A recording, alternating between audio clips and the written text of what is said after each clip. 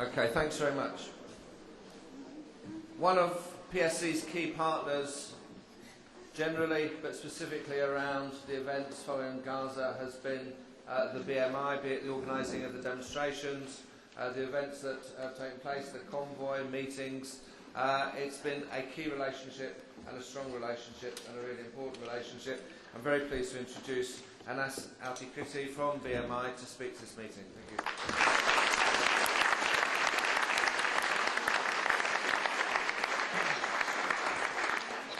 Bismillah ar-Rahman ar-Rahim. In the name of our Lord Almighty, the most gracious, the most merciful. Brothers and sisters, ladies and gentlemen, friends, comrades, Assalamu alaikum, peace be with you all. It would also be the polite thing to do to welcome those from Policy Exchange, the Centre for Social Cohesion, Harry's Place and Designers Federation. I hope that by the end of today they have seen the light. I'm told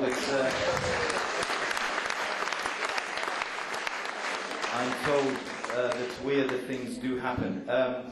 I think that part of the struggle for Palestine that we are entrusted with is to challenge the prominent and dominant discourse.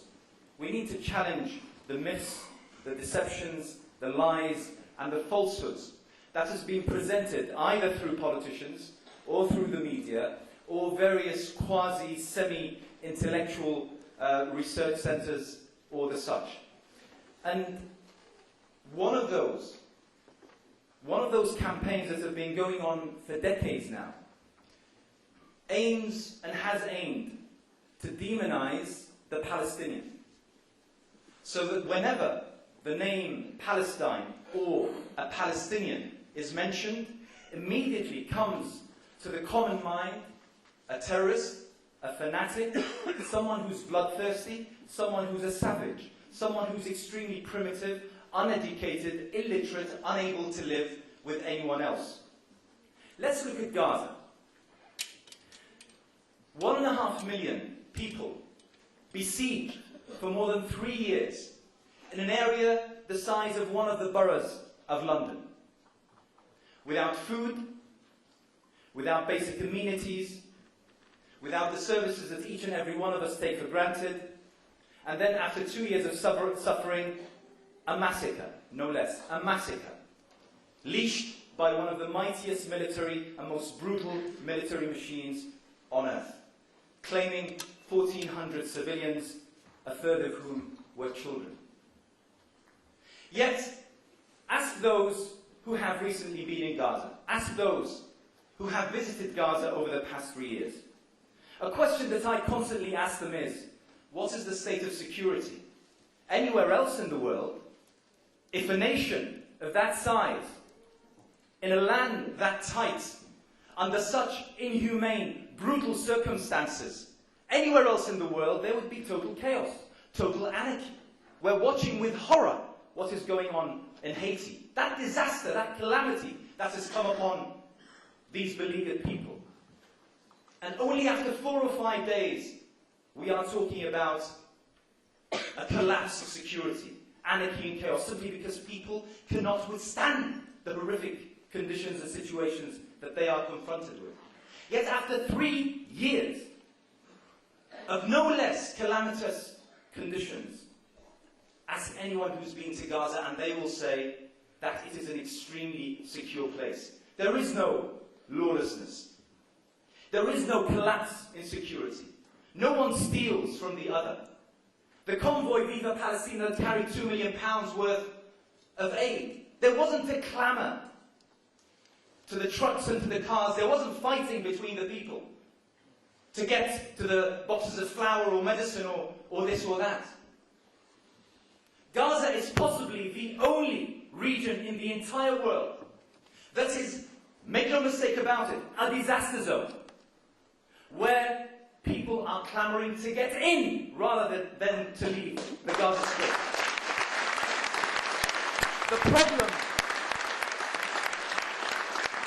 problem that we are talking about is why we're not allowed in, not why the people of Gaza aren't allowed out. In fact, the Egyptian official statement says that last year, in 2009, The Rafah border was opened 24 times. And obviously when they say this, they say this to congratulate themselves. 24 times. Sometimes for a few hours, on some occasions for a few days. Their statistics show that more than 600 or around 615,000 people left the Gaza Strip. Guess how many people went back before the closure of those borders? 713,000 people. More people go into that disaster zone than leave. The people of Gaza are not concerned with leaving their land. The people of Palestine are not going to leave their land, and that is why they will ultimately emerge victorious.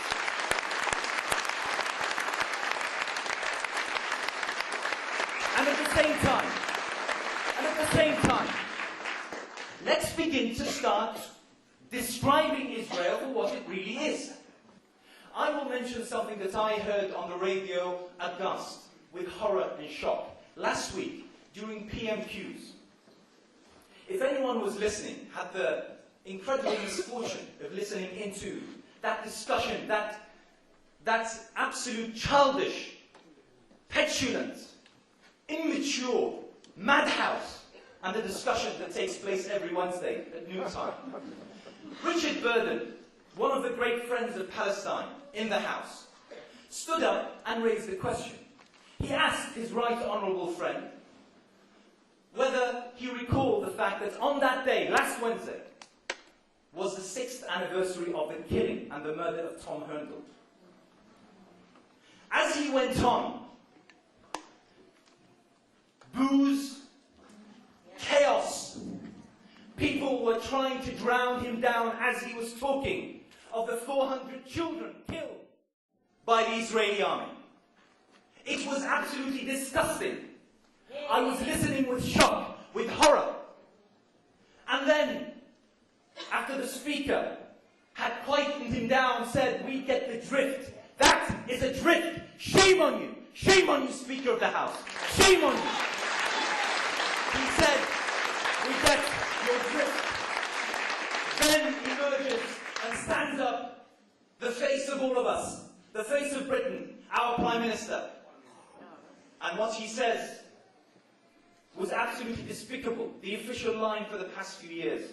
He couldn't even bring himself to utter the name of Tom Herndl, a British citizen brutalised and killed and murdered by the Israelis because he was trying to save a Gazan child, a Palestinian child. He couldn't even utter his name, or remember him, or mention that, in fact, his killers had been condemned by a British judge. He couldn't even bring himself to do so. He spoke, however, of a solution that is no longer viable.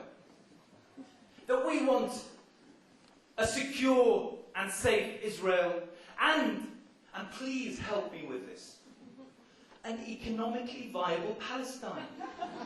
What on earth does that mean? Why do we talk of a secure and safe Israel and then a viable? It used to be viable, now it's only economically viable. What is this absurdity? We need to speak out. This is absolutely disgraceful. And not just that.